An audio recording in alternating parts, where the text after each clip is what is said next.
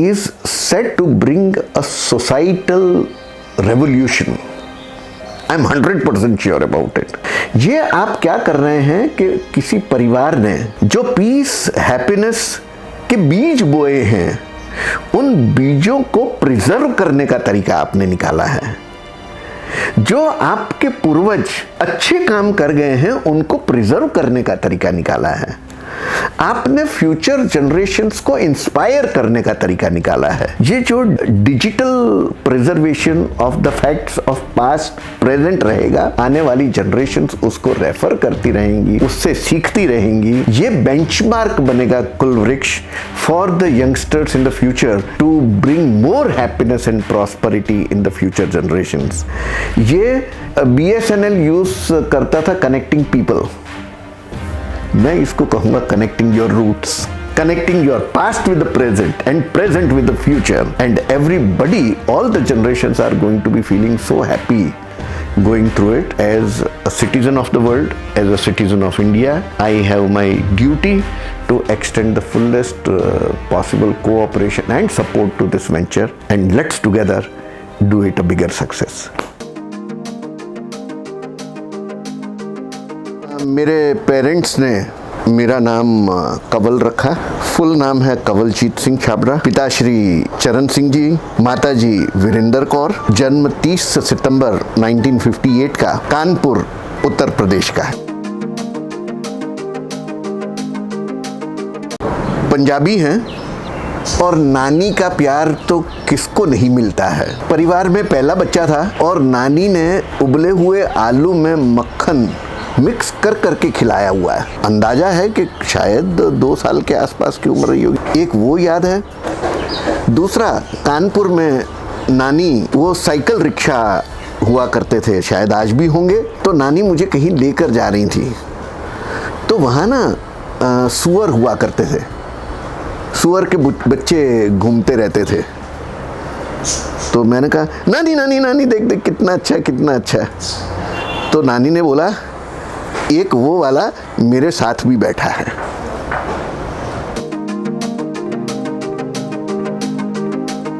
हमारे पिताश्री सरदार चरण सिंह जी छाबड़ा, बर्थ उनका उस पंजाब का है जो इस वक्त पाकिस्तान में है। बहुत अच्छे स्टूडेंट रहे हैं, उर्दू और फारसी के स्कॉलर रहे हैं। अभी बचपन क्रॉस ही हुआ था, मैट्रिक की थी जब बंटवारा हो गया हिंदुस्तान पाकिस्तान का, और नेचुरली जो हिंदू थे, सिख थे, वो उस तरफ से इंडिया की तरफ आए, और पेरेंट्स, ग्रैंड पेरेंट्स, वो एज अ रेफ्यूजी पहुँचे थे। और हमारे मदर हैं वीरेंद्र कौर मेहता थी, सरनेम मदर हैं, उनका नाम मेडन सरनेम मेहता था। नाना हमारे सरदार गुरचरण सिंह जी, वो लोग भी मिलिट्री सर्विस में थे। दादी हमारी भागवंती देवी, वो भी पंजाब की नेचुरली, और इंडिपेंडेंस के वक्त यहाँ शिफ्ट हुआ, और लुधियाना में रेफ्यूजी कैंप में उन्हें पहली जगह मिली। हमारे पिताश्री ने जॉब की ट्राई करना शुरू किया। मेहनत करते करते उनके कनेक्शंस हो गए रिजर्व बैंक ऑफ इंडिया के साथ में, और RBI कानपुर में उनकी पहली जॉब लगी, और वहीं उनकी शादी भी हुई। मदर की साइड से भी पंजाब पाकिस्तान से आए थे, वो आके कानपुर में सेटल हुए थे, और पिताश्री भी जॉब में कानपुर आ गए, और वहीं पारिवारिक संबंध हुए। ईश्वर जी की कृपा से हमारा अवतरण हो गया। मदर के पक्ष से सब मिलिट्री वाले थे, मिलिट्री में सीनियर पोजीशंस पर थे। दे वर ब्रिगेडियर्स एंड जनरल्स। तो जब बंटवारा हुआ तो पेरेंट्स, मतलब फादर की तरफ से तो काफ़ी संघर्षपूर्ण स्थिति रही यहाँ आने में, और उन्हें रेफ्यूजी कैंप में आना पड़ा। पर मदर की तरफ से उनको लेकर आर्मी की गाड़ियाँ, कि जब उनका कारवां आर्मी की गाड़ियाँ लेकर आ रहा था तो बहुत बड़ी भीड़ उनके सामने आ गई कत्लेआम के लिए। आसपास कत्लेआम हो रहा था जो देखा गया, और जब ये कारवां को उन्होंने रोका तो ये बता रहे हैं कि मेरे मदर के मामा जो वर्किंग ऑफिसर थे, उन्होंने भी सामने मशीन गन्स तान दी, और वो क्राउड को चैलेंज किया कि अगर किसी ने जरा भी इस कारवां में किसी को छेड़ने की कोशिश करी तो हम आपको गोलियों से भून देंगे। गोला बारूद हमारे साथ मौजूद है, प्रोटेक्शन देकर निकले हैं। उन्होंने देखा कि सामने सच में रिस्क है, भय है, तो उन्होंने रास्ता छोड़ दिया और वो कत्लेआम नहीं हुआ और ये गाड़ियाँ सब निकल के आ गई अपने बॉर्डर के अंदर। और मदर की साइड पर उन लोगों को ज़्यादा तकलीफ हुई नहीं, because they were all working army people, और वो धीरे धीरे सेटल हो गए। फादर की स्थिति चैलेंजिंग रही। Coincidentally, my first school was a municipal corporation school. उसके बाद मैं गया बेस्ट हाई स्कूल अहमदाबाद, जो हमारे घर से काफ़ी दूर था। 6 साल के आसपास की उम्र होगी। घर से बस स्टॉप टू मेरा स्कूल काफ़ी दूर था। I think it must have been about 10-15 kilometres. Ahmedabad municipal transport service, वो बस में मैं जाया करता था। मैं ड्राइवर और कंडक्टर का फेवरेट बच्चा बन चुका था। अगर दूर से ड्राइवर ने देख लिया कि मैं भाग भाग के आ रहा हूं, तो he will halt the bus till I come to the bus and get into it. ये ईश्वर जी की कृपा रही है, जो स्वभाव मिलनसार, स्वभाव में प्यार, स्वभाव में दोस्ती, वो स्वभाव ईश्वर जी ने ऐसी दान दी है मुझे कि जन्म से लेकर मुझे लगता है मेरे आखिरी श्वास तक स्वभाव है वो जरूर रहना चाहिए। तो अब ये बहुत गर्व की बात होती थी कि मुझे एमएस यूनिवर्सिटी में एडमिशन मिली है और हम भी यहाँ पहुँच गए। तो यहाँ एडमिशन मैंने ली प्रेपरेटरी साइंस में, क्योंकि मैं साइंस का स्टूडेंट रहा हूँ कि मिलने मिलाने दोस्ती एक हिस्सा रहा है। तो I became popular very fast, and the first election that I contested was class representative, and I got it with very good votes. FY/BSc के बाद प्रोफेशनल कोर्सेज में एडमिशन लेना है। अब ओपन टेस्ट हुआ। ओपन टेस्ट में मेरे desk के आगे की डेस्क में जो आज जाने जाते हैं डॉक्टर महेंद्र नाथद्वारा वाला, तो महेंद्र नाथद्वारा वाला जहाँ टिक मार्क मारे, ऑब्जेक्टिव टाइप पर टेस्ट था, वहाँ मैं पीछे मैं टिक मार्क मार लूँ। और जब मेरिट लिस्ट आई तो Mahendra Nathdwara was on the top, followed by K.S. Chhabra on the top. अब this story speaks a lot about it. Mahendra Nathdwara वाला got admission in medicine, क्योंकि उसकी तो क्लैरिटी थी कि उसको डॉक्टर बनना है। मैंने मेडिसिन पर टिक मार्क नहीं किया था, इसलिए मुझे मेडिसिन की ऑफर नहीं मिली। अब हमारा एडमिशन ऑफर हमें आ गई एमएस यूनिवर्सिटी से इनटू इंजीनियरिंग, आर्किटेक्चर, फार्मेसी, सब में मेडिसिन हमने टिक नहीं किया था, इसीलिए वो बच गया। अंदर से आवाज आती रही, छाबरा क्या तू इंजीनियरिंग पास कर सकेगा क्या? जो फैकल्टी के डीन थे प्रोफेसर सेन हमारे, उनके संबंध बहुत अच्छे। मैंने कहा सेन साहब मुझे यार मेरा डिपार्टमेंट चेंज करना है, इंजीनियरिंग छोड़ के फार्मेसी में जाऊंगा। तो उन्होंने बोला ये तो पॉसिबल नहीं है। मैंने बोला बॉस आज अगर आप पॉसिबल नहीं है बोलोगे तो ये सीट मेरी खाली जाएगी, क्योंकि मैं फेल हो जाऊंगा, मैं उसको पास नहीं कर पाऊंगा और मेरा करियर बीच में लटक जाएगा। तो आप अपनी यूनिवर्सिटी की पॉलिसी में थोड़ा कुछ अमेंडमेंट लाओ and give me a shift, क्योंकि एक ही महीना तो हुआ है। उन्होंने बोला कि अच्छा अब ये बता इंजीनियरिंग छोड़ के तेरे को कौन सा डिपार्टमेंट चाहिए? I used to be very fascinated by this young boys medical representatives, tie वाले, handsome, suited booted, making calls on the doctors. मैंने कहा यार ये प्रोफेशन अच्छे एटिकेट्स वाला है। और फिर मैंने ये सोचा कि मैं आगे जाके करना क्या चाहूँगा। मैंने कहा यार समाज सेवा करनी है ना तेरे को, दुखियों का दुख दूर करना है ना, become a manufacturer of medicine someday. Business भी करना, सेवा भी करना। ये बात माइंड में आई एंड मैंने बोला yes I should choose pharmacy. मंजिल अब ये बन चुकी थी कि मेरे को तो फार्मास्यूटिकल इंडस्ट्री स्टार्ट करनी है, ये फैक्ट क्लियर था। पर तब तक ये दृढ़ निश्चय हो चुका था money is not the first requirement to success in business, your determination is. और विद एवरी पासिंग डे जब ये ख्याल आता था पैसा तो है नहीं तेरे पास, तो हर बार अंतरात्मा ने बोला यार तू क्यों पैसे को लेकर पीछे पड़ा है, determination will make up for everything.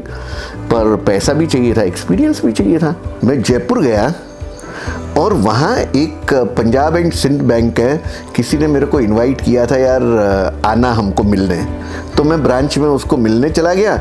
वो भी खड़ा था और वो मेरे को एक चाय की लारी पर ले गया और हम लारी पे चाय पी रहे थे और मेरी नज़र सामने पड़ी सैंडोज इंडिया लिमिटेड के बोर्ड पे। गोली की तरह मैं घुसा सैंडोज इंडिया ऑफिस में कि साहब कोई एमआर का जॉब वॉब खाली है क्या?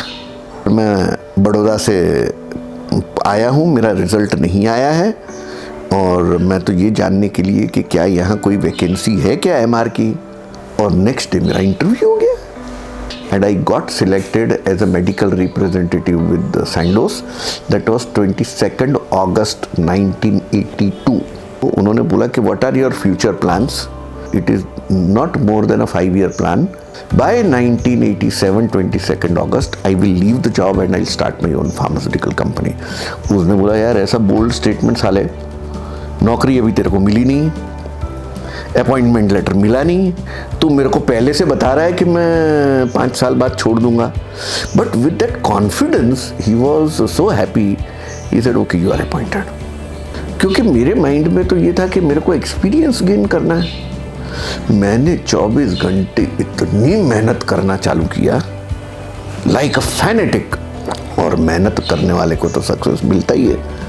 तो very successful medical representative, very successful area manager, very successful regional manager, सब ये 5 साल के अंदर की कहानी है। और मेरी हर सक्सेस के बाद मंजिल बड़ी हो जाए। She is also Kanwaljeet Chhabra. मेरा नाम और उनका नाम 100% एक ही है। तो हमारा जो वेडिंग इनविटेशन था उस पे ये छपा हुआ था कंवल वेड्स कंवल। अरे भाई मेरे को मेरे दोस्तों ने फोन किए कि सरदार तू पागल हो गया है, तुम लोगों ने प्रूफ रीडिंग भी ध्यान से नहीं करी, ऊपर भी कंवल लिखा हुआ है नीचे भी कंवल लिखा हुआ है, मिस्टेक हो गई है और तुमने काट बांट भी दिए बिकॉज कंवल वेड्स कंवल। मुझे तो पता था कि दैट इज करेक्ट। मेरे बड़े ब्रदर की शादी थी, तब हमने इन लोगों को इनवाइट किया था और ये के.एस. छाबड़ा और उनके मदर शादी अटेंड करने आए थे। तब वहाँ हमारे पेरेंट्स मिले और उनको पता चला कि इनका भी एक बेटा जवान है और इन लोगों को पता चला कि यहाँ भी एक लड़की है, तो आपस में बातचीत चली और फिर हम लोगों का रिश्ता हो गया। When I saw her for the first time, I fell for her. मैंने पूछा था कंवल को कि यार तूने क्या सोच के देख के तूने हाँ बोल दी। यार वो अब तब घंटी बज गई घंटी बज गई तो हो गया, अब क्या हो सकता है।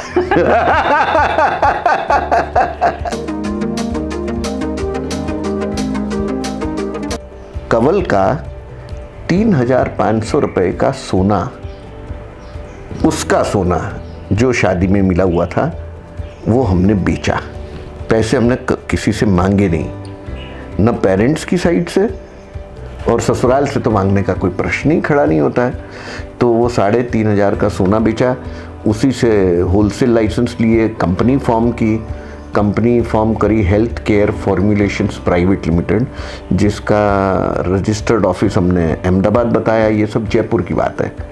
और उस 3,500 से हमने बिजनेस की शुरुआत की। हमारे घर के, जयपुर के घर के एक कमरे में प्रोडक्ट्स, फार्मास्यूटिकल प्रोडक्ट्स, मेडिसिन हम बनवाते थे और उधारी में प्रोडक्ट्स बनवाना शुरू किया। ये बड़ौदा से प्रोडक्ट्स बन के जयपुर जाते थे। फिर इस दौरान हमारे पिताश्री ने मुझसे एक वचन ले लिया था कि भाई मेरा छोटा ब्रदर है, मेरे पिताश्री ने वचन लिया था कि तू भी बिजनेस में उसको इन्वॉल्व करेगा। तो फिर ब्रदर उस वक्त मेडिकल रिप्रेजेंटेटिव हुआ करते थे दूसरी कंपनी में, उसको बोला कि भैया तू भी आ जा, और एक मिलके 11 हो गए।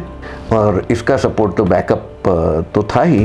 जो 22 अगस्त 87 की लिमिट फिक्स की हुई थी उसके पहले we landed up starting the first company health care formulations private limited. 85 में4 अप्रैल 85 को मेरी फर्स्ट डॉटर का बर्थ हुआ जयपुर में, और वो आज सिडनी में है, ऑस्ट्रेलिया में सेटल्ड है, वहीं की सिटीज़न है। उसके 2 बच्चे हैं, वो वहीं पर सेटल। सेकेंड चाइल्ड बड़ौदा में आने के बाद 15 अक्टूबर 90 उसका बर्थ है, जो अभी आप मिले हैं अमृत से, वो हमारी सेकेंड डॉटर है। शी इज़ मैरिड, उसकी एक बेटी है मीरा, 2 साल की है। बड़ौदा शिफ्ट हो चुके थे, बिजनेस स्टार्ट हो चुका था, तब इनके छोटे ब्रदर जो डायरेक्टर थे हेल्थ केयर फॉर्मुलेशंस में, उनकी भी शादी प्लान हो गई थी।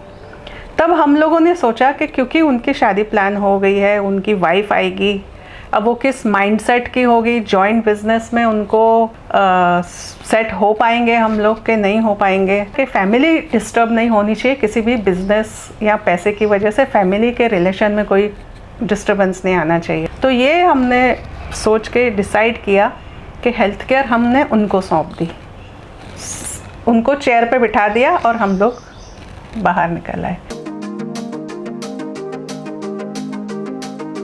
87 में बिजनेस हमने स्टार्ट किया था जयपुर से, और 1-2 साल में ही बिजनेस चलने लगा और चैलेंजेस आने लगे। हमें जैसे प्रोडक्ट की क्वालिटीज़ चाहिए थी, डिलीवरी शेड्यूल्स चाहिए थे, वो मिले नहीं। और हमने सोचा कि अगर हम लोग बड़ौदा शिफ्ट नहीं हुए, क्योंकि that was the source of sourcing medicine for our company, तो तकलीफ़ हो जाएगी। तो हमने ये डिसाइड किया कि छोटे भाई को बोला कि तू जयपुर में रह और यहाँ का बिज़नेस संभाल, और हम बड़ौदा शिफ्ट होते हैं and we will manage the production. और हम बड़ौदा आ गए। जब हम बड़ौदा आ गए, 2 of us and our daughter Sweety, हमारी इकोनॉमी बिगड़ती बहुत बिगड़ती चली गई। हमारे जेब में बचे थे 10 रुपए। ओके, गुब्बारे वाला निकल रहा था, हमारे यहाँ घर ऐसी लोकेशन पर था कि गुब्बारे वाला निकल रहा था और 1 रुपए का गुब्बारा मिलता था। स्वीटी ने बोला कि मम्मी पापा मेरे को गुब्बारा ले दो, और छोटी थी वो 2 साल की। हमने वो दिल के ऊपर पत्थर रख के बोला बेटा गुब्बारा नहीं लेना है, क्योंकि हमने सोचा कि 1 रुपया वो गुब्बारे पे चला जाएगा। और स्वीटी को हमें पटाना पड़ा, मना करना पड़ा, वो बोलती रही कि नहीं गुब्बारा। और फिर वो सीन आज भी इंस्क्राइब्ड है, याद रहता है, कभी कभी याद आ जाता है वो भी। 1992 में जब हेल्थ केयर फॉर्मुलेशंस की बागडोर ब्रदर के हाथों दे दी, तब स्टार्टिंग हुई है हिंदुस्तान फार्मास्यूटिकल्स की। हिंदुस्तान फार्मास्यूटिकल्स जितनी भी छोटी से छोटी मैन्युफैक्चरिंग यूनिट आप इमेजिन कर सकते हैं, उतनी छोटी यूनिट थी, जो गुजरात स्टेट फाइनेंशियल कॉरपोरेशन से और इधर उधर से पर्सनल लोन्स लेकर बनाई थी। फार्मास्यूटिकल मेडिकल रिप्रेजेंटेटिव्स, मैनेजर्स बहुत सारे हैं जो बिजनेस स्टार्ट करना चाहते हैं, पर उनके पास पैसे नहीं है स्टार्ट करने के। तो हमने एक एडवर्टीजमेंट दी उत्तर प्रदेश में कि यदि आप फार्मास्यूटिकल बिजनेस से जुड़े हुए हैं, पैसे नहीं हैं और अच्छा कमाना चाहते हैं, हिम्मत है आप में काम करने की, तो हमारा संपर्क करें। लखनऊ की एडवर्टीजमेंट से इतना सारा रिस्पॉन्स हमें आ गया कि हमारी कंपनी चल निकली, तो हमारी पॉपुलैरिटी बढ़ने लग गई। हम हमारे कंपीटिटर्स के कहीं आगे निकल गए। उत्तरांचल, हिमाचल, जम्मू, इन स्टेट्स को बिजनेस इंडस्ट्रियल बढ़ावा देने के लिए भारत सरकार ने उन एरियाज को एक्साइज फ्री जोन्स डिक्लेयर कर दिया। यहाँ जो चीज मैं 140 रुपए की बेच रहा हूँ, वहां का मैन्युफैक्चरर उसी चीज को उसी क्वालिटी में 100 रुपए की कीमत में देगा। 40% का डिफरेंस। ये डिफरेंस इतना बड़ा हो गया कि एक करके मेरे सारे ग्राहक यहां से बंद करने लगे और उत्तरांचल से प्रोडक्ट्स बनवाना शुरू किए। And with in a period of 6 months मेरी इकोनॉमी जबरदस्त बिगड़ चुकी थी। तो मैंने हमारी मैन्युफैक्चरिंग फैसिलिटी को वर्ल्ड क्लास बनाने के लिए हैवी लोन्स ले लिए from banks, SIDBI and personal loans on a rate of interest. पर वो गैम्बल नहीं था, क्योंकि हम उतना अच्छा कमाते थे। अगर हम ₹1,00,000 कमा रहे हैं तो 40,000 अगर इंटरेस्ट इंस्टॉलमेंट में चले जाता है तो क्या तकलीफ है। पर जैसे ही एक्साइज फ्री जोन्स आए, हमारा बिजनेस ताश के पत्तों की तरह हमारे महल टूट के नीचे गिर गए। Grounded, 95% of the clientele gone. अब लोन लिए हुए थे, लोगों को इंस्टॉलमेंट थे, पैसे मांगने वाले तो पैसे मांगेंगे ही। और हालत ऐसी हो गई कि किस दिन इस फैक्ट्री को ताला लग जाएगा वो पता नहीं, क्योंकि हम इंस्टॉलमेंट नहीं पे कर रहे थे। सप्लायर्स थे जिनसे पैसे लिए हुए थे, पर्सनल रिलेशंस वाले भी, वो घर तक आने लग गए उगरानी करने। जान बाकी है और गिद्ध नोच रहे हैं। यहाँ गिद्ध है पैसे लेने वाले। हमने हर किसी को यही विश्वास दिलाया कि your money is going to be returned with interest and आपका एक नया पैसा कहीं भी कोई डूबने वाला नहीं है। पर नेचुरली लेने वाले के माइंड में तो एंजाइटी है। जिंदगी में एक ही बार फील हुआ, अब मैं इस सीन में से निकल जाऊं। दोपहर को 11:15 बजे के आसपास के समय में मेरी कोरोला गाड़ी निकल चुका था सुसाइड करने जाने के लिए। The point of suicide was Kalali Phatak, जहां अब ब्रिज बन चुका है। अब गाड़ी निकलती है यहाँ से मनीषा चौकड़ी के आसपास पहुँच के बिल्कुल ब्लैंक हो चुका हूँ, बिल्कुल मेंटल फैकल्टी सब छोड़ चुकी हैं। अब वहाँ जाकर कार रुकती है और मेरी उंगलियां एक फोन मिलाती हैं। गुरुजी जी नारायणा। जैसे ही सामने आया मैं ऐसे उनसे आंखें मिला के फूट के रोने लग गया। अगर आपने कभी किसी बच्चे को, दुखी बच्चे को अपनी माँ के को बाहों में लेकर फूट के रोते देखा तो वैसी स्थिति मेरी हुई।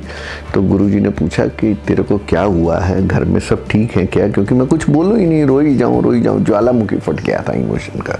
तो गुरुजी ने बोला हुआ क्या है? तो मैंने गुरुजी को बताया कि ये स्थिति, कि यही है कि और कुछ है? मैंने कहा गुरुजी यही है, और अब और कुछ क्या बचा है? तो क्या करना है गुरुजी? सुसाइड करना है। तो गुरुजी ने बोला हाँ करेंगे suicide, I will help you to do it. छोटी सी पतली सी किताब लेकर आ गए जिसका नाम था एबल एंड स्टेबल, और मुझे उन्होंने वो किताब दे दी और बोला तुम घर जाओ, यहाँ से सीधे घर जाओ और ये बुक को पहले पढ़ लो। तो मेरे को लगा ओ शिट, मैं ही हूँ जिसने अपने आप को इस खड्डे में धकेला है, और तुम तो अंदर कूदने जा रहे हो बाई कमिटिंग सुसाइड। पर जिस परिवार ने तुम्हें मदद करी है इतने सालों, जो तुम्हें इतना प्यार करता है, तुम्हें बेयर करता है, उसके बारे में तुमने कुछ नहीं सोचा। वहां से लेकर मेरे जीवन का यू टर्न आया। स्पिरिचुअलिटी में गए, सेल्फ मैनेजमेंट में गए, और वहाँ से जो सेवा के बीज बोए गए वो चलते चलते ऐसे हमारा क्वालिटी ऑफ लाइफ लाइटर होती चली गई। Some of the who's who of Vadodara were the people who were seeking counseling in this room. 30-32 probable cases of suicides हम बचा पाए हैं आनंद आश्रम काउंसलिंग द्वारा। फिर हुआ शुरू वस्त्रदान। आनंद आश्रम की जीवन मूल्य और विद्या सहयोग सेवा है, जिसके अंतर्गत हम वैल्यू एजुकेशन देते हैं। सॉफ्ट स्किल डेवलपमेंट की तालीम दी जाती है, इंटरव्यूज़ कैसे फेस करना उसकी मदद की जाती है, वोकेशनल ट्रेनिंग में हेल्प करते हैं। आनंद आश्रम की 14 सेवाएं हैं जो निरंतर चल रही हैं। ड्रीम है द बिग सेवा ड्रीम का। तो हमने सोचा कि आनंद आश्रम को बड़ौदा के पूरा समाज को लेकर, देश को साथ में लेकर, पूरे विश्व को साथ में लेकर पावागढ़ के पास कोई ऐसा कैंपस स्थापित किया जाए जिसमें वृद्धाश्रम हो, बालाश्रम हो, ऑर्फनेज हो, हमारे सूरदास मित्रों के लिए रहने की व्यवस्थाएं हो, जो हताश हो चुके हों समाज में, कमर्शियल वर्ल्ड में फेल हुए अपने आप को समझते हो, मेंटल स्थिति बिगड़ी हुई हो, उनको वापस कॉन्फिडेंस में लाया जाए।